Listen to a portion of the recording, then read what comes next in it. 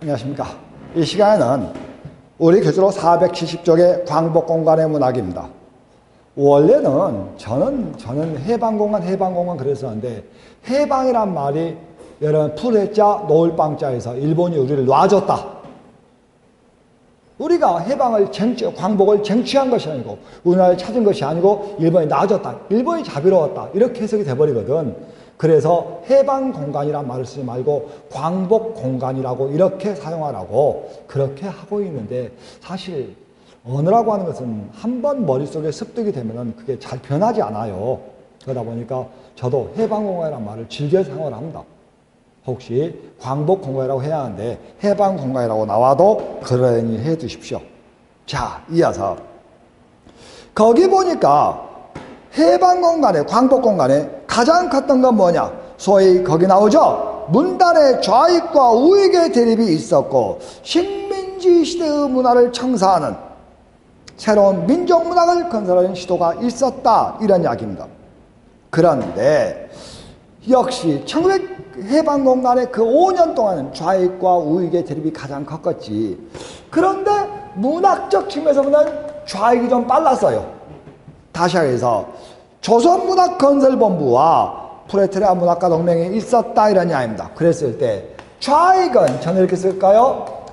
그냥 줄여 쓸랍니다. 문본이라고 쓸랍니다. 뭐야? 조선문학건설본부와 이어서 전국 프레테리아 예술가동맹은 품행이 있었다, 이런 이야기야. 그랬는데 이모와 김남천 모두 어디 출신들이야? 1920년대 카프 출신들이야. 이기영, 송영, 여기서 말씀드리긴 그렇지만 1927년에 등장하는 제3전선파라는 게 있어요. 거기 출신들입니다. 그랬을 때 이들이 문본과 품행이 한국의 좌익 문학을 이끌어간다, 이런 이야기입니다. 이러니까 안 되겠다. 이걸 하나의 단체로 묶자 하고 묶은 것이 거기 나오는 전국 문학가 동맹이야. 그죠? 그래서 저는 문맹이라고 그래요. 이걸 만든 사람이 거기 나오는 벽조 홍명이야. 임꺽정의 작가죠. 홍명이가 이걸 이끌게 된다, 이런 이야기입니다. 이번엔 우익이야.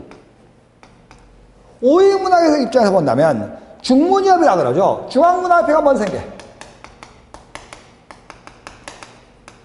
그래서 거기 보니까 뭐가 나와? 박종화, 양주동, 이하윤, 김영란이야. 그래서 시문학파에서 활동했던 사람들이 많네.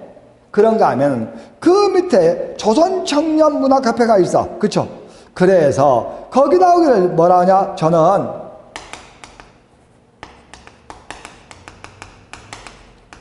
조청협이라고 써서 조선청년문학가협회가 있었다는 이야기입니다. 그런데 연대를 보니까 문학건설본 45년, 이건 사실 해방 바로 직후야. 근데 여기는 45년이 조금씩 늦네. 그죠? 46년이고. 근데 여기서 활동했던 사람들이 대부분 생명파와 창록파에서 활동했던 사람들이 거의 대부분이야. 그러다 보니까 아무래도 한국 문학의 어떤 영향력을 본다면 시문학파와 창록파, 시문학파에 비해서 창록파와 생명파가 훨씬 크지. 그래서 이들이 흡수 통합되어서 나타난 것이 여러분 잘 아시는 전국문화재총연합이다. 저는 문총이라고 합니다. 그걸 만든 것이 뭐냐? 여러분 잘 아시는 누구냐? 담원 정인보야. 됐습니까?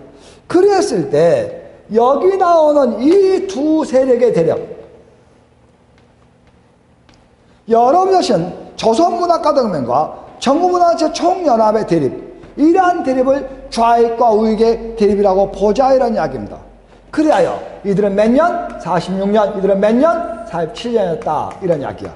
그런데 가만히 보고 있으니까 좌측 책 날개예요. 여기는 문학이라는 기관지가 그걸 대표했고 문총은 문예라는 기관지가 그걸 대표했다, 이런 이야기입니다. 맞죠? 됐습니까? 문예. 그죠? 그런데 이 문예 누가 만들었냐? 모윤수가 만들었어. 맞죠? 그랬을 때 이러한 이 두 단체의 대립을 해방공간의 좌익과 우익의 대립이라고 이렇게 이야기를 하자, 이런 이야기입니다. 그런데 이렇게 첨예한 대립을 하고 있을 때 에이, 너희들은 맨날 만나면 싸우냐 하고 뭐야? 중도 문학을 표방하던 사람들이 있었는데 우리 그 책 날개 보세요. 책 날개 하단 문제 보세요. 염상섭이 됐습니까? 최만식이 거기에 문제 보세요. 나오죠? 염상섭, 최만식 나오네요. 그죠? 이런 인물들이 여기를 대표한다. 이런 이야기입니다. 이랬을 때 생각해 보세요. 여기 나오는 염상섭이는 1920년대에 어디 출신이야? 국민문학파 출신이야. 뭐라고? 민족중화 했던 사람이야. 최만식은 동반작가 출신이야. 뭐라고? 원래 계급주의 출신이라는 이야기입니다. 한 번씩 이념에 경도되었던 적이 있었던 사람들이야. 그래서 앞으로는 다시는 경도되지 않겠다면서 중도 문학을 표방했던 사람들이다. 이런 이야기입니다. 됐습니까? 그러나 여기 나오는 황순원은 일관되게 중도 문학을 했던 사람이며 하단 보세요. 그 문제 보세요. 그러나 김동리는 어디야? 우익문학을 이끌었던 사람이지. 그래서 답이 2번이 되었어요. 자, 대체로 여기 나오는 이게 시험에 나왔었어요. 이게. 거기 책 날개에 있는 문제가 기출문제야. 그렇죠? 다음. 이어서 식민지 시대의 정사에다해서 나타나고 있고 실문학에 대한 비판도 나타났다. 특히 이태원의 해방전후도 시험에 잘 나와요. 해방전후도 시험에 잘 나옵니다. 최만식의 민족의 죄인 뭔지 아시죠? 소위 해방공화의 지식인의 자기 반성을 보여준 것이지. 거기 나오는 해방전후는 원래 구인의 멤버였으며 문장의 간행자였던 이태준이가 문장이 폐간되자 갑자기 사라집니다. 낙향해버려요. 그래서 1943년부터 45년까지 자기 행적을 적으면서 나는 왜 공산주의자가 되었는가 하고 그 자기가 순수문학을 표방했던 작가에서 공산주의가 된 그 내력을 쓰고 월북을 암시하는 그런 글을 쓰고 이 작품을 발표한 다음에 그는 자진 월북하죠. 맞죠? 다음. 이어서 민족문학로도 등장을 한다. 여기는 읽어만 보세요. 이어서 시문학에 있어서 좌익문학이 나오는데 여기도 읽어만 보셔도 됩니다. 다음. 이어서 순수시에 있어서 거기에 보시니까 뭐가 나오냐? 거기에 보니까 뭐가 나오냐? 김광균의 문학이 나오네. 그죠? 읽어보시고 그 다음이야. 472쪽입니다. 청록파의 활동 밑줄 생명파 시조신 이효우 김사호의 등장이야. 됐습니까? 그 다음 저항시인들의 시들이 등장을 한다. 이런 이야기입니다. 됐죠? 다음 이어서 그 밑에 소설 문학이 등장하는데 보시면은 김동인 나오고 이태준 해방전후 밑줄 알아두셔야 됩니다. 시험에 잘 나와요. 그렇죠? 현이라고 불리우는 한 지식인의 삶인데 실은 이태준 자신의 이야기야. 알아두셔야 돼요. 최만식의 논 이야기도 시험에 잘 나온 적이 있습니다. 한생원 이야기죠. 다음 이어서 그 밑에 민중의 귀향의식 이제 조국이 해방되었으니까 하나들 고향으로 돌아온다는 이야기 김동리의 혈거부족 정비석의 귀향 이런 것들이 있습니다. 그 다음 이어서 그 밑에 해방 직후 혼란상 나오고 그 밑에 분단과 군정을 묘사한 작품이 나오네. 먼저 염상섭의 38선 밑줄 써놓으세요. 분단 예감소설 분단 예감소설 써주세요. 됐습니까? 다음 개영목의 별을 행다도 있고 염상섭, 황순원, 박영준, 최정이 나오네. 박종화의 역사소설 홍경래 민족 밑줄 됐습니까? 홍경래가 누군지 아시죠? 지금까지 가보격 이후에 이 땅에 역사 전기소설은 많이 등장을 합니다. 이순신, 을지무덕, 강감찬, 세종대왕, 그죠? 이러한 등등의 많은 역사 전기소설은 등장을 해요. 그러나 이러한 역사소설이 치열한 역사의식을 가지고 만들어졌느냐? 우리 역사에 대한 인식을 가지고 있었느냐? 그렇게 묻는다면 그건 별개야. 뿐만 아니라 거의 대부분 왕이나 장군들의 일대기를 다루는 그들이 어떻게 백성을 다스렸느냐? 그들이 어떻게 국난을 극복했느냐? 그런 영웅적 삶에 초점을 맞추고 있었다. 그러나 이제 박종화에 오게 되면 달라진다는 이야기입니다. 홍경래, 그렇죠? 민족 이러한 작품을 발표하면서 훗날에 등장하는 장길산, 태백산맥처럼 말입니다. 이 땅을 살아가는 민중들, 하층민들, 일반 백성들이 역사의 주체로 등장하는 역사, 대하소설들이 등장하기 시작한 것이 여기 나오는 누구예요? 박정화부터입니다. 다시 하겠어. 이 땅을 영웅적으로 이끌었던 사람들이 아니라 이 땅에서 잡초처럼 살아가는 우리 백성들이 역사의 주체라는 인식을 가지고 시작한 것이 연암 박정화의 홍경래 민족 등으로부터 출발을 한다. 이런 이야기입니다. 모르겠습니다. 저는 학교 다닐 때 말입니다. 동학난이라고 배웠어요. 어느 시간이 좀 지나니까 동학난이란 말이 없어지고 동학혁명이란 말로 바뀌더라고. 언젠가는 말입니다. 갑오 농민전쟁이란 말로 바뀌더라고. 그죠? 언젠가는 또 말입니다. 갑오 농민운동이라고 바뀌더라고. 무슨 이야기냐? 역사에 대한 평가는 달라진 겁니다. 그래서 말 그대로 동학난이라고 불렸을 때 동학군은 반란군이었습니다. 그래서 여러분 잘 아시는 서정주의 시에도 나오잖아요. 애비는 종이었다. 밤이 깊어도 돌아오지 않았다. 거기에 보면은 외할아버지가 반란군이었다는 이야기가 나옵니다. 그렇죠? 그래서 거기에 보면은 갑오제라든가 바다에 나가 돌아오지 않는 외할아버지의 수많은 머리털과 커다란 눈이 꼭 닮았다고 한다 이렇게 나오거든. 그렇지? 이때 갑오제는 갑오농민전쟁을 이야기하고 바다는 역사의 소용돌이를 이야기합니다. 서정주의 고향이 어디야? 전라북도 부안이야. 전라북도 부안이 어디야? 동학혁명의 출발점 아닙니까? 그죠? 앉으면 죽산 서면 백산이라는 소위 부안이 그 출발점 아니야. 거기에서부터 출발해서 어디까지? 전라북도 고창까지 동학군이 걸어오는 황토길이 지금도 뭡니까? 순례지로 나오고 있지 않습니까? 그래서 역사의 주체가 이 땅의 하층민이라는 점, 이 땅을 잡초처럼 살아가는 백성들이 이 땅의 주인이라는 점, 이런 것들이 이제 서서히 등장할 때가 이 박정화부터야. 그쵸? 자, 수업 외적인 이야기가 됐습니다. 이하사 1950년대야. 우리 교재 474쪽에 왔네요. 474쪽에 1950년대에 오게 되니까 분단문학이 주를 형성했다. 전쟁 체험문학이 등장했다. 전쟁을 한 피해, 이념적 정책 대립, 인간성의 상실, 이런 것들이 중심적으로 다뤄졌다. 시는 여전히 모더니즘이다. 그죠? 2015년 현재 한국 현대시의 주류가 뭐냐 하면 무조건 모더니즘이야. 다음, 자아분열적 인물은 어디서 등장해? 어디서 자아분열적 인물이 등장해 돼? 실존주의지. 실존주의지. 인간을 극한 상황 속에 몰아넣어놓고 그 상황 속에서 자아분열적 인물을 형성한 것이 실존주의니까. 그쵸?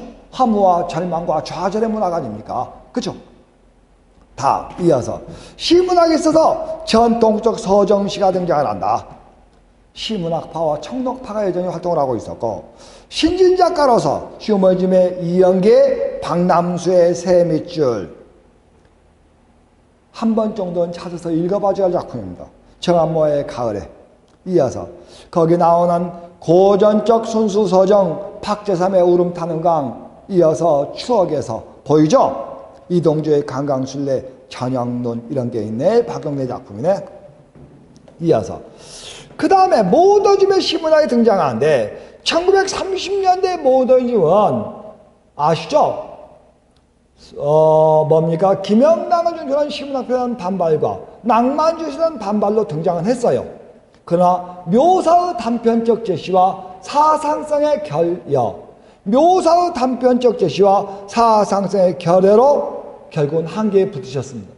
그러자 여러분 보시는 뭐가 등장하지? 우리 교재 475쪽이야. 475쪽에 참고 보세요.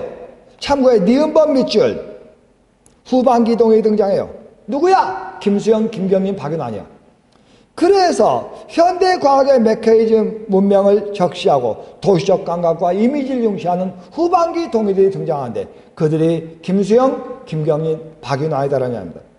이러한 김수영, 김경림, 박윤환에 바로 다시 우리 좌측으로 와서요. 비판적 현실인식과 문명 비판이 나타났다는 점. 이어서 형이상학의 존재를 인식했다는 점. 다음, 주의적 서정시가 등장했다는 점. 그죠? 자, 후반기 동인 밑줄 쳐놓으십시오. 책 날개 후반기 동인. 누구야? 특히 김수영, 김경인, 박윤아는 기억하세요. 김수영, 김경인, 박윤아는 기억하시라. 이런 이야기입니다. 됐습니까? 다음. 이어서 소설문학에 있어서 서구의 실존주의 영향으로 등장하는 소위 뭡니까? 전쟁으로 인한 고뇌와 갈등이 나타나는데 이범선의 오발탄, 송철호 일가약이죠. 월남가족에서 선천에서 비오는 날, 동욱이 남매의 전쟁 직후의 정신적 피폐와 빈곤의 문제를 다룬 것이었죠. 저 앞에서 우리는 소설문학의 정리를 좀 하셨습니다. 꼭 찾아서 읽어봐 주십시오. 우리 교재에 있어요. 앞에 소설편, 소설 이론편 끝나고 바로 있습니다. 읽어보세요. 뿐만 아니라 장려하게 요한식, 거래 포로 수용소약이죠. 그렇죠? 요한이 죽으면 예수가 옵니다. 예수가 재림하는 거예요. 그랬는데 구원자이며 선지자인 예수의 등장처럼 소위 여기 나오는 누구죠? 거제 포로선에서 이 땅에 진정한 자유를 열망하는 소설, 여러분 잘 아시는 장려하게 요한 시집, 그렇죠? 순수 소설로서 오영수의 갯마을 나온에 쭉 읽어보시고 거기 나오는 김동리의 사방의 십자가 아시죠? 그렇죠? 다음 전쟁 저 이후의 현실 인식을 보여주네. 모두 위에서 나왔던 거하고 중복되기 때문에 여러분이 읽어보셔도 됩니다. 다음 이어서 이번에는 476쪽에 김성환의 5분간 밑줄 됐습니까? 그리고 그 옆에다 꼬이말 써줘. 뭐라고? 동시묘사법.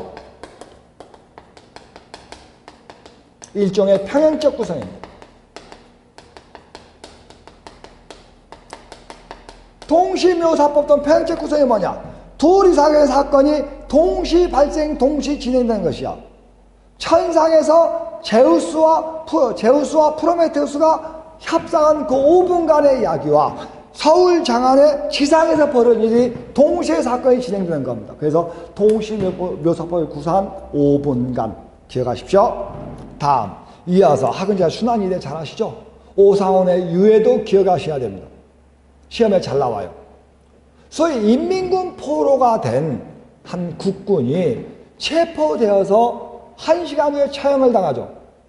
그래서 토굴소에 갇혀 있었던 그 1시간 동안의 이야기야.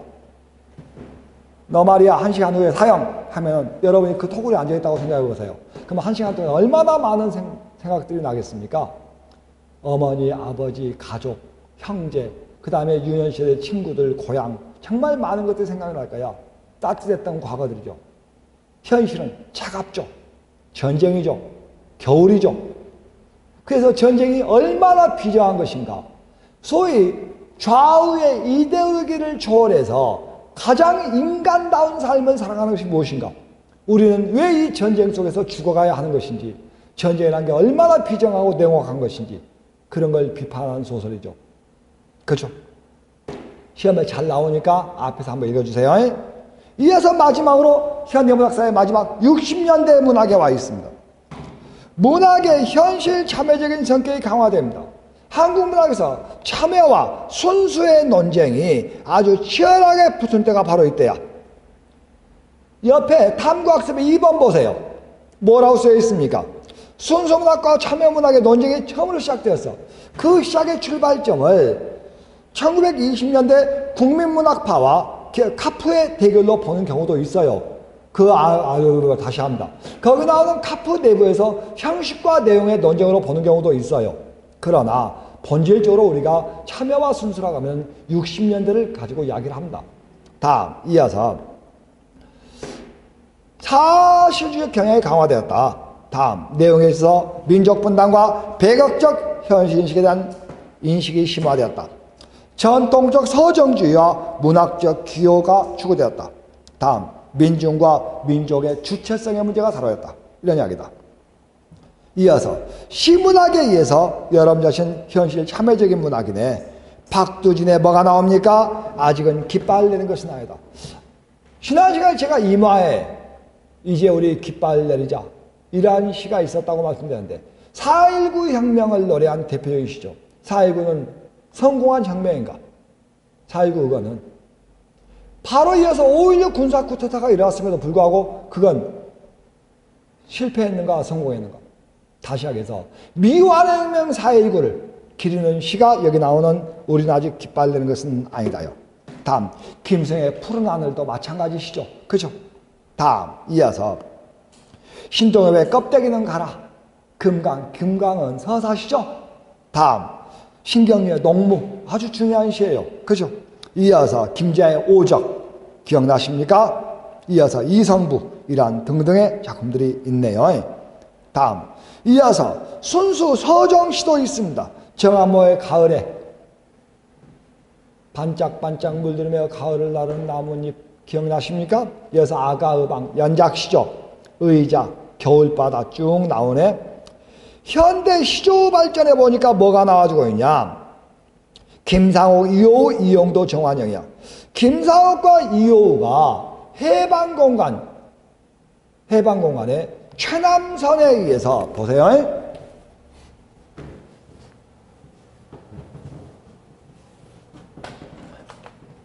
1926년에 시조시 부흥운동이 있었는데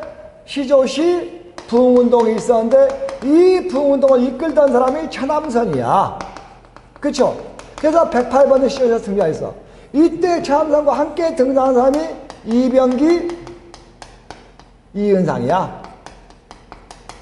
그런데 1920년대는 최남선이가 아주 독보적인 존재였기 때문에 여기 나오는 뭡니까? 이병기, 이은상의 빛을 보지 못하다가 1930년대 시조 현대화를 가져오면서 여기 나오는 이은상은 양장시조를 시도하고 그러면서 한국 시조 가장 중요한 인물로 등장하는 겁니다. 30년대. 그러다가 지난 시간에 했죠. 문장을 통해서 누가? 이호우, 김상우가 등장하는 거야. 그래서 시조에다가 뭘 합쳐내지? 현대시의 기법.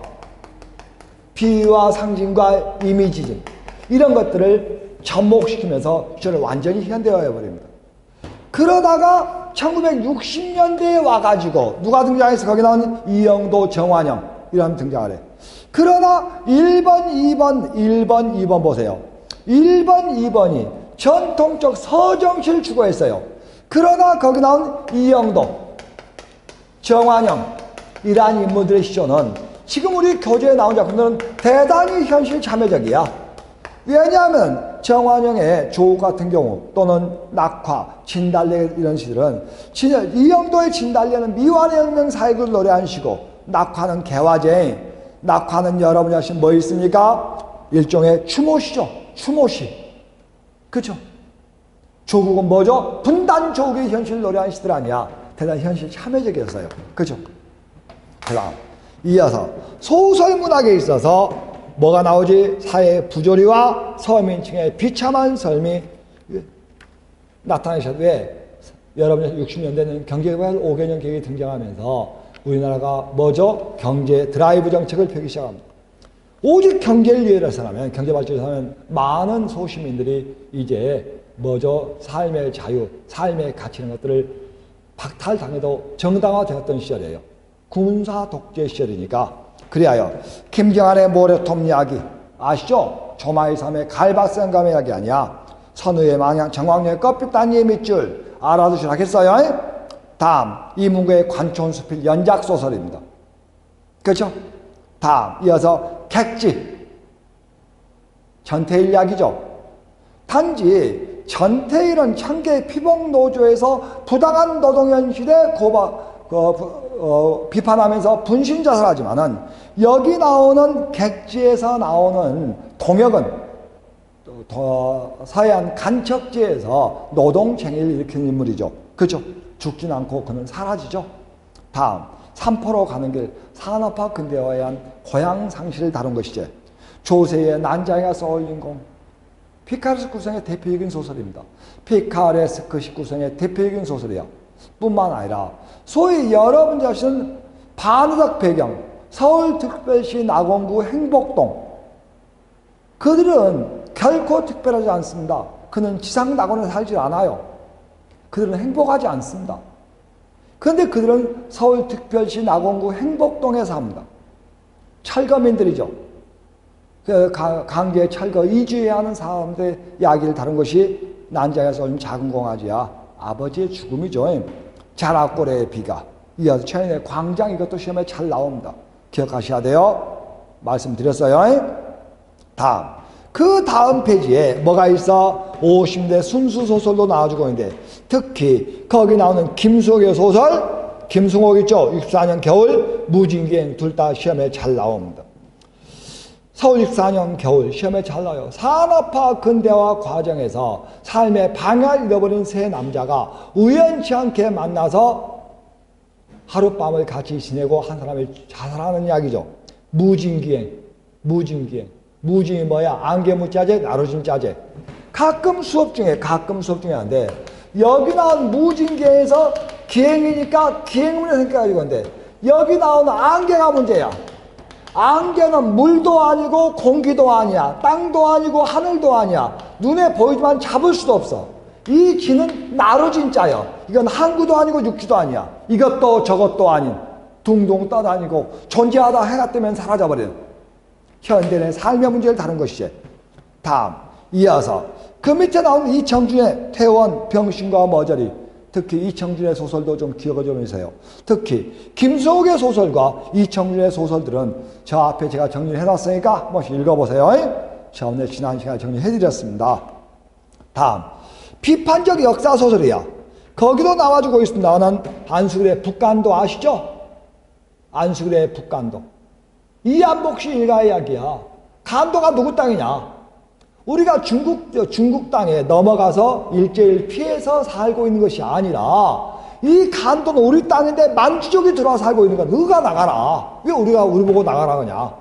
우리가 이주해 온 것이 아니라 너희들이 이주해 살고 있는 것이다 하면서, 아마도 뭡니까?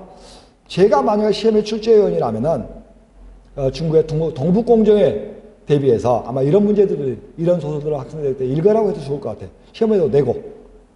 다음 수라도 지옥의 땅이라는 뜻입니다. 여러분이 아시는 아수라백작 기억나시죠? 아수라백작이 사는 곳이 수라도인가? 지옥의 사자라는 뜻입니다. 아수라백작은. 그래서 여기 나온 수라도는 결국에 경주, 허씨, 5대 몰락기제, 왜 동학으로부터 시작해서 가보결 거쳐서 일제시대에 치열하게 현실과 저항하고 일제에 저항했던 경주, 허씨의 그 부잣집은 계속 몰락해 가며, 일제에 영합했던 사람들은 계속 출세하는가? 조국이 해방되었는데 왜 경주시는 계속 몰락해 가고 일제에 아부했던 사람들은 계속 출세하는가? 이러한 현실 고발을 가져온 작품이지. 다음 이어서 그 밑에 대하 역사서를 보세요. 대하 역사서를 제목만 읽어볼게요. 토지, 장기일상, 요하, 객주, 태백산맥. 많이 달라졌죠? 제가 저번에 뭐라 했어? 박종화의 홍경래가 나온 이후로 우리의 역사서는 완전히 달라졌다. 타시아에서 역사 전기 소설에서 박종화의 홍경래 이전엔 전부 다 뭐야? 세종대왕, 을지문덕, 강감찬이야. 이순신, 이 땅의 역사를 이끌었던 선구자적인 인물들이 전부 다 역사 전기소의 주인공이었지만은, 홍경래 이후로부터는 이 땅의 역사의 주체인 민중이 이 땅의 역사의 주인으로 등장하는 소설들이 등장한다. 거기에 등장하는 토지도, 장길산도, 태백산맥도, 객주도 전부 이 땅을 이름 없이 살아가는 민중들의 삶이 역사의 주체다. 그들의 역사다 해서 소위 민중소설이라는 이름으로, 대하 역사서라는 이름으로 등장을 한다, 이런 이야기입니다. 됐습니까? 자, 좌측에 나오는 문제는 여러분이 한번 풀어보시고 여러분들이 그 뒤에 한 장을 넘어가면은 마지막에 희곡이 나와. 희곡에 보니까 차범석의 불모지는 기억해 주십시오. 아주 간단히 요즘에 장례식장 있죠? 장례식장과 전통 장의사집 이야기야. 그러면 여기 나온 장례식장은 아주 크고 웅장하고 깨끗하지만 장례식장은 초라하지 않아. 근데 장례식장은 서구화되어 있단 말이야. 장례식장은 장사란 말이야. 장례의식을 하나의 장소로 봐버리는 가치관을 가진 사람들과 장의사라는 전통적인 하나의 예로 생각하는 장례, 이렇게 생각하는 사람들의 갈등과 대립, 그리고 그 가족 간의 대립, 이런 것들을 보여준 게 거기 나오는 불모지고, 이근사의 원고집 반드시 해오라 했죠. 앙띠드라마. 안티드라마의 완성을 보여준다고 꼭 외우시라고 말씀드렸습니다. 자, 그 옆에 탐구학습에 나오는 게 바로 불모지야. 고층 건물의 틈바구니에 낀 고옥이라는 무대를 설정으로 전통과 현대의 충돌이야. 전통이 뭐야? 장례식장이야. 현대가 뭐야? 장의삿집이야. 아유, 잘못했어. 장례식장이 전통이야. 그 다음에 장의삿집이 장의삿집이 전통이고 현대는 장례식장이야. 그들의 충돌이야. 됐습니까? 그들을 보여준 게 거기 나온 불모지다. 다음 이어서 이근삼의 원고지 한국 안티드라마의 완성. 안티드라마의 완성이고 부조리극이라고 이렇게 말씀드렸습니다. 됐습니까? 자, 약 3시간 만에 걸쳐서 가보격으로부터 시작해서 1970년대까지 한국의 문학을 잠시 살펴봤다는 이야기입니다. 자, 봅시다. 1920년대와 30년대 흐름을 파악하십시오. 해방 이후로는 작가와 작품을 연결하십시오. 그리고 국문학자를 단독으로 물어보는 문제는 어디야? 20년대, 30년대야. 그러나 문학 작품을 쓰고 그 문학 작품을 줘요. 예를 들어서 이호체의 사라지는 살들이라는 지문을 주고 이게 관련돼서 물어볼 때는 작가와 작품을 연결시키는 60년대, 70년대가 거의 대부분이다. 20, 30년대는 흐름 중심으로. 그죠? 그 다음에 해방 이후로는 전부 다 뭐야? 작가와 작품의 관계를 연결시켜가면서 그렇게 봐주셨으면 좋겠다. 자, 이 시간 여기까지 하고 다음 시간에는 여러분이 이제 마지막 단원이에요. 뭐가 남았습니까? 국어사와 고전편이 남았다. 이런 이야기입니다. 다음 시간은 국어사와 고전 문법을 다 마치고 이어서 어학적인 글까지 맞춰버릴까 하고 있습니다. 오늘 이 시간 여기까지 했습니다. 고생들 하셨습니다.